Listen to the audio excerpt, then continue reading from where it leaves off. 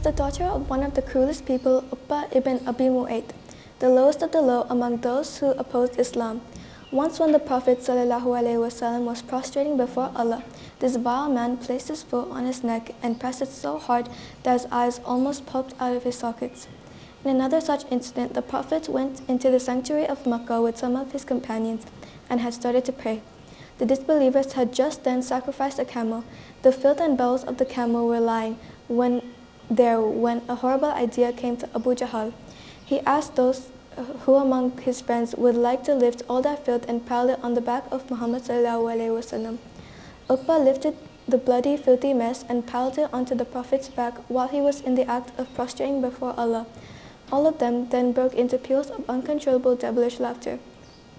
His daughter Fatima radiallahu cleaned it. Then the Prophet finished his prayers. He lifted his hands in supplication and appealed to Allah to hold these men in his relentless grip. Prophet had hope in the children of his enemies. All 6 children of Uqbah had accepted Islam, but one that stood out was Kulthum bint Uqbah. She is the half-sister of Uthman bin Affan. They had the same mother. She embraced Islam and was the first woman to make hijrah alone from her parents' home to Medina. She wasn't married. Around the time of Hudaybiyah, one of the conditions of the treaty was Hudaybiyah was to return anyone who come from Makkah to Medina to join the Prophet ﷺ.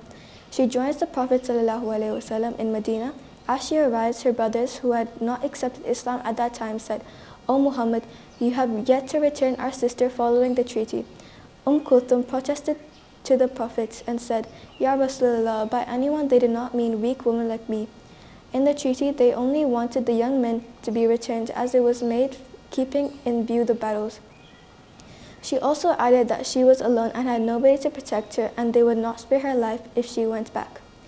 The Prophet was in a difficult situation and an ayah comes down in regards to her situation. In Surah Mumtahina, ayah 10, Allah says, O you who have believed, when the believing women come to you as immigrants, examine them. Allah is most knowing as to their faith, and if you know them to be believers, then do not return them to disbelievers. Allah SWT rescued her and was allowed to stay in Medina. Her faith in Allah is striking and gave her the courage and brought her this far to Medina all alone. She was married to Zayd ibn Harith in Al-Madinah and they had 2 children. After Zayd was martyred, she married Az-Zubair ibn Awam radiallahu. They had a daughter and afterwards got divorced. Then she married Abdul Rahman ibn Auf and they have several children. After Abdul Rahman passed away, she married Amr ibn al-As and she died a month after their marriage under the caliphate of Uthman. All her children became narrators of ahadith. The path of Allah's guidance elevated her ranks in the world and in the hereafter, despite her father, who was known for his rejection and disbelief. She went on to become a great companion of the Prophet ﷺ. Uthman radiallahu led her janazah and prayed for a long time standing over her grave.